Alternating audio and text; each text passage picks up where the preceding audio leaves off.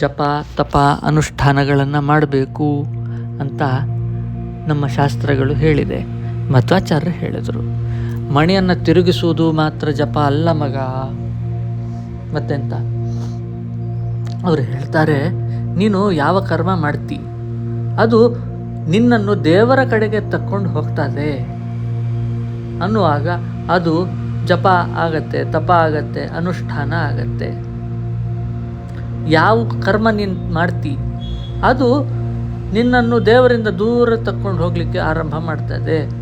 ಅದು ಪಾಪಕರ್ಮ ಆಗ್ತದೆ ಮಗ, ಅದು ಜಪ ತಪ ಅನುಷ್ಠಾನಗಳಾಗುವುದಿಲ್ಲ ಅಂತ.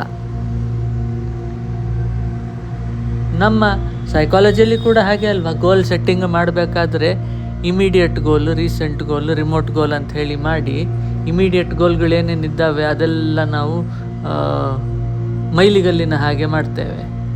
ಈ ಮೈಲಿಗಲ್ಲುಗಳೆಲ್ಲ ಎಲ್ಲಿಗೆ ಕರ್ಕೊಂಡು ಹೋಗ್ತದೆ? ನಾವು ದೊಡ್ಡ ಆಕಾಂಕ್ಷೆಯನ್ನು ಇಟ್ಕೊಂಡಿರ್ತೇವೆ, ಅಲ್ಲಿಗೆ ಕರ್ಕೊಂಡು ಹೋಗಿ ಬಿಡುವ ಹಾಗೆ ನಾವು ಗೋಲ್ ಸೆಟ್ಟಿಂಗ್ ಮಾಡೋದಲ್ವಾ. ಅದೇ ರೀತಿಯಲ್ಲಿ ನಾವು ಬೆಳಗಾತ ಬೇಗ ಏಳಬೇಕು, ಜಪ ಮಾಡಬೇಕು, ಕೆಟ್ಟದರ ಬಗ್ಗೆ ಯೋಚನೆ ಮಾಡಬಾರ್ದು. ಯಾವುದು ಒಳ್ಳೆಯದು ಯಾವುದು ಕೆಟ್ಟದ್ದು ಅಂತ ತಿಳ್ಕೊಳ್ಳಿಕ್ಕೆ ಪುರಾಣ ಇತಿಹಾಸಗಳ ಅಧ್ಯಯನವನ್ನು ಮಾಡಬೇಕು, ಪ್ರಾಣಾಯಾಮಗಳನ್ನು ಮಾಡಬೇಕು, ಉಪವಾಸಗಳನ್ನು ಮಾಡಬೇಕು, ನಿಷಿದ್ಧ ಪದಾರ್ಥಗಳನ್ನು ತಿನ್ನಬಾರ್ದು. ಯಾವ ವ್ರತ ಇದೆ ಆ ವ್ರತವನ್ನು ಆಚರಣೆ ಮಾಡಬೇಕು.